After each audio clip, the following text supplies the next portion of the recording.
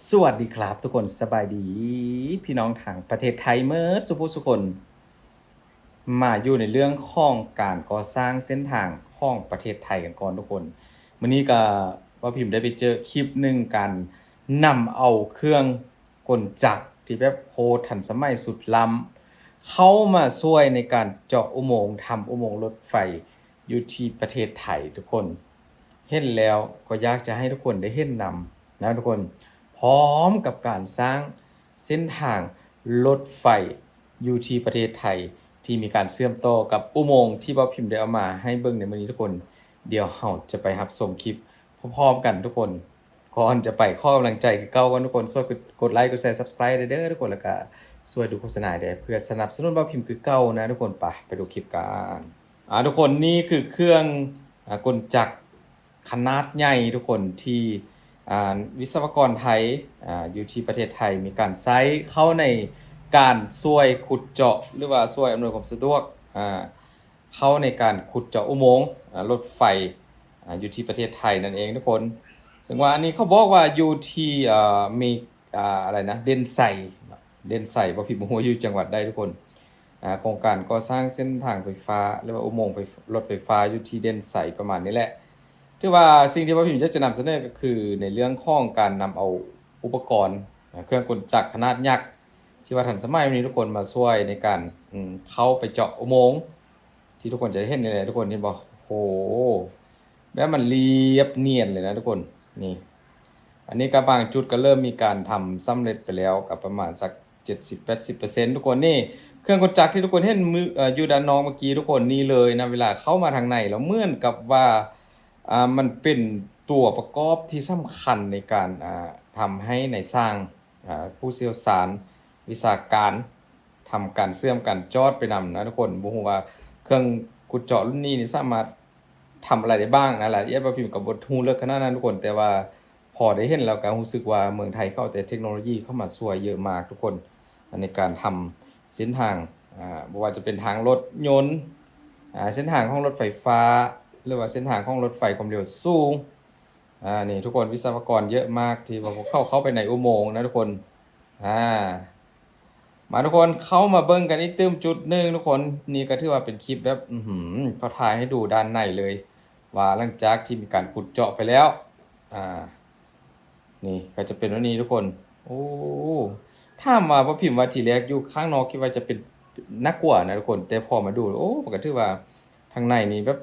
โล่งอ่าสว่างไสวัยนะเพราะว่าติดดอกไฟเรียบร้อยหมดแล้วทุกคนเห็นบ่มีบ่ว่าจะเป็นโครงเหล็กอะไรเยอะแยะมากมายนะเครื่องจักรหนักเครื่องจักรเบานี่ทำเป็นสีน้ำเงินทุกคนจุดนี้หรือว่า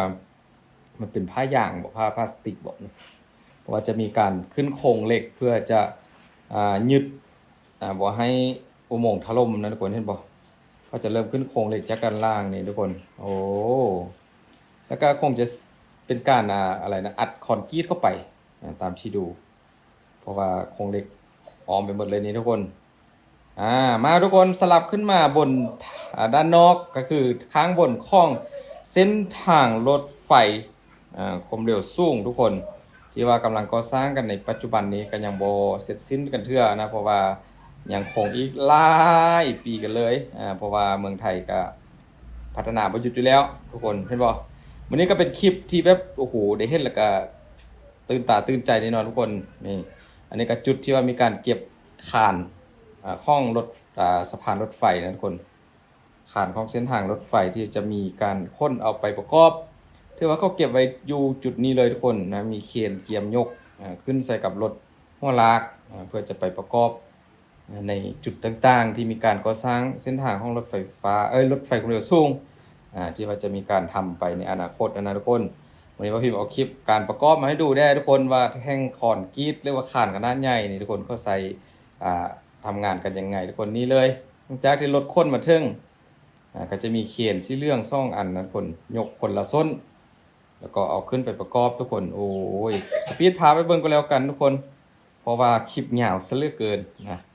นี่จุดนี้ทุกคนนี่ก็เป็นรถเขียนสีแดงเรื่องนะเพราะว่าคือที่ทุกคนเห็นนี้ก็เป็นคลิปใหม่ทั้งนั้นทุกคนนะมีการอัปเดตล่าสุดให้เบิ่ง ไปพร้อมกับบ่าวพิมพ์เลยซึ่งว่าต้องขอบอกก่อนว่าคลิปที่ทุกคนเห็นนี่บ่าวพิมพ์ก็ยังบ่ฮู้ข้อมูลว่ามันอยู่ไสทุกคนแต่ว่าเอามาให้ดูก็ค่อนข้างที่จะให้เห็นภาพหลายกว่านี่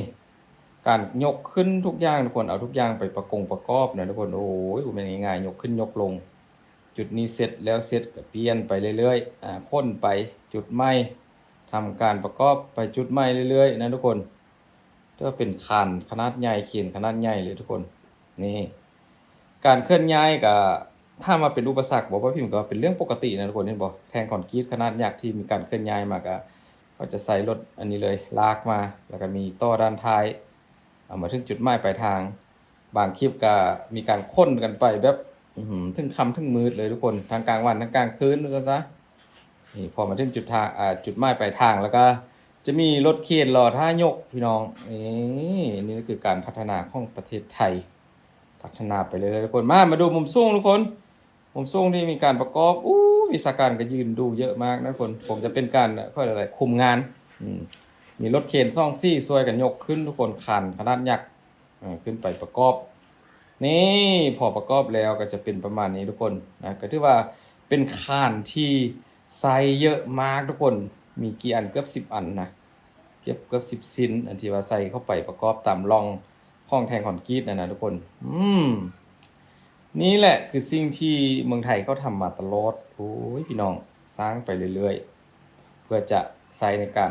เดินทางไปมาหาสู่กันภาคใต้ภาคเหนือภาคกลางทุกภาคต้องสะดวกสบายว่องไวปลอดภัยนี่ยาวเยียดเลยพี่น้องจุดนี้มีการประกอบขานข้อง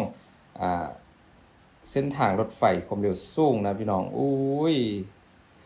บางคลิปก็บอกว่านี่คือจุดที่ว่ามีการผ่านไป5อุโมงค์นะหลายๆที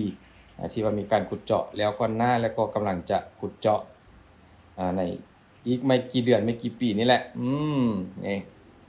นี่ก็เป็นเหมือนกับว่าเป็น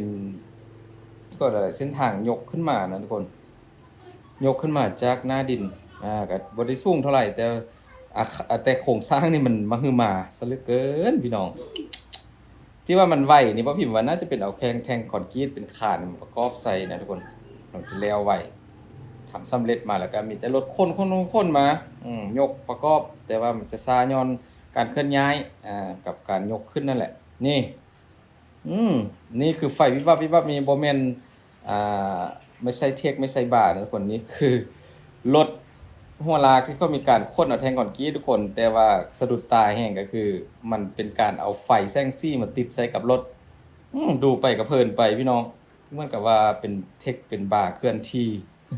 แต่จริงคือรถค้นขานรถไฟความเร็วสูงเพื่อจะนำไปตามจุดหมายปลายทางที่จะมีการก่อสร้างนะทุกคนนี่แหละทุกคนล่าสุดกันเลยสดๆร้อนๆกับการทำถนนเส้นทางห้องรถไฟความเร็วสูงพร้อมกับอุโมงค์